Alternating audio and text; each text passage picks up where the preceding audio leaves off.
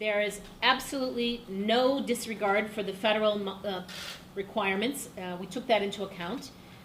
I mean, it's not one page, it's several pages. There's, you go through them, there are process improvements that lead to savings. There's civilianization of non-core tasks, meaning taking uniformed officers, putting them on the street, and instead having civilians at lower cost doing a series of non-core tasks. That reduces. Yes. There's consolidation and elimination of certain stations and divisions, reorganization, consolidation that can lead to savings, both again in back office and in processes. There's overtime efficiencies. There's a lot of cost in overtime, and you can change the way you rotate police. You can change the way you utilize your staff and avoid the overtime while still having sufficient police on the streets fighting the crime and ensuring the public safety. There's in here, I need to point out and probably underline a salary increase for retaining police officers, and that's in here as well. So there's not only a recognition that you have to fulfill federal requirements, but there's a recognition that the police deserve to have a reasonable and good pay. So I mean, I really recommend that you look at the plan and you read it in detail, because it's a balance and it takes that into account.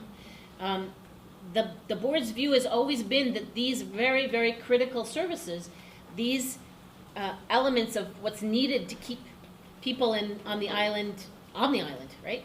You need safety, you need healthcare, you need schools. All of those things have elements here that are helpful, I believe. And I think that people just take a look at the number and don't understand that there are pluses and there are minuses.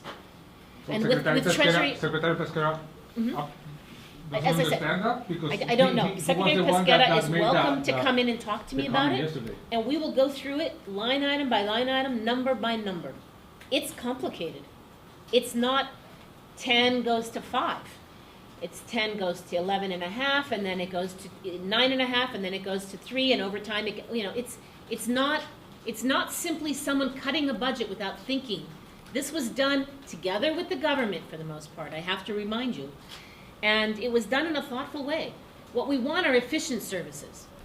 What we want is for you all to be able to say tomorrow that you are happy and satisfied with public safety on this island.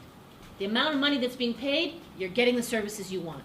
When we get to that point, we're at the right balance.